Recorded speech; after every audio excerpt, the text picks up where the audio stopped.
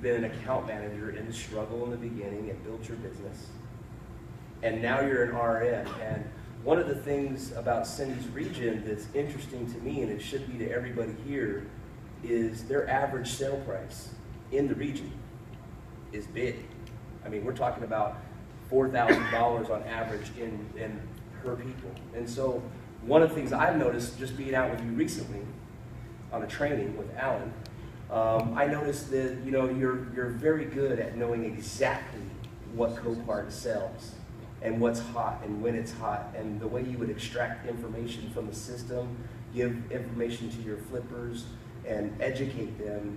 To me, I was very impressed. So I want you to talk about that a little bit. Your experiences and how you set the tone on the pricing. Well, one of the things that I've spent a lot of time in training with my whole team is turning down cars.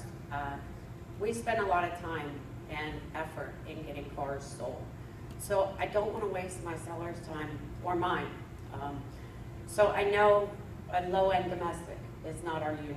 I will tell them to send it to the scrapyard or where to take that car. But where I learn the most is from watching our auctions. So that's also part of our training. We'll watch the auction. I'll let them know when they see a lot of countries bidding, or when an ACV has the repair cost is higher than the ACV, and we're still getting a $5,000 or $6,000 bid on it, and you have bids from 3 or 5 different countries. That's the part we want. So I'm definitely watching the auctions, and the counterbidding piece. Besides increasing our bids, I talk to the buyers. I get information from them. If they won't give me the money to get the car sold, why not? Is it the color? Is it the engine size? Is it the number of doors? So I'm constantly learning from our auctions and from our buyers and educating our sellers and our team. And I always tell them, my team especially, because it's all about the money.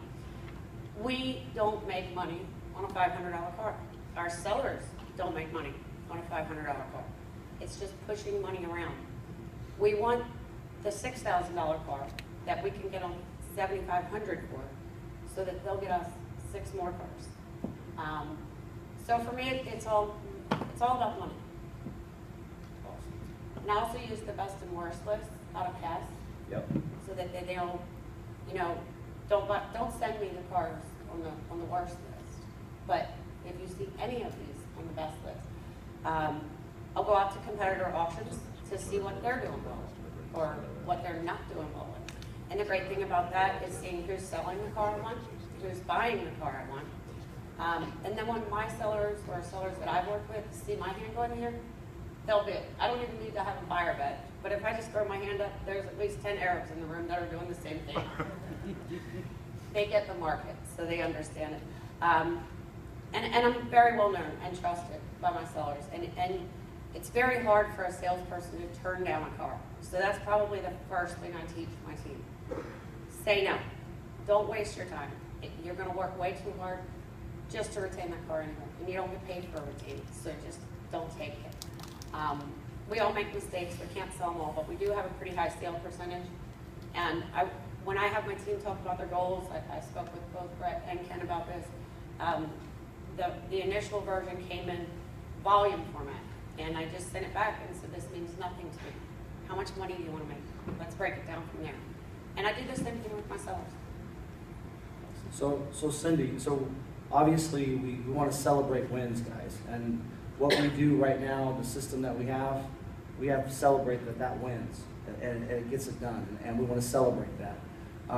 You were just recently recognized for a award. Talk to us about that. It was the Auto Remarketing Magazine's Women in Remarketing class of 2014. And I was out at the Used Car Week conferences in November to receive that award. And it was a real honor.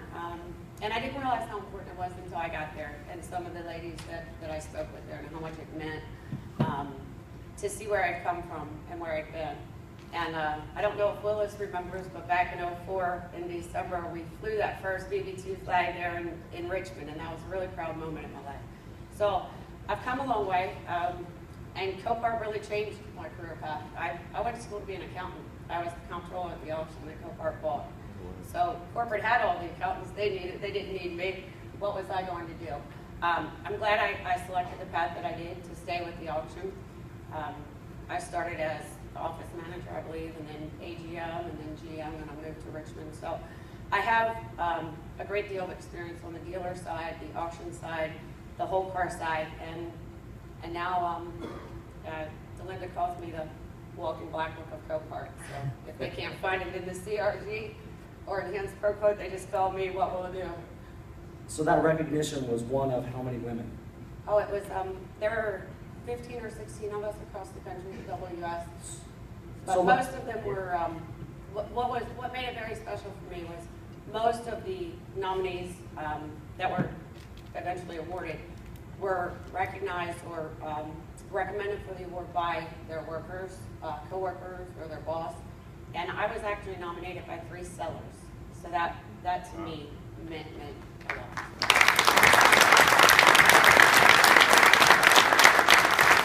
Congratulations on that. Congratulations. Thank you. I wanted to celebrate that win. That's a huge win for us. Thank you.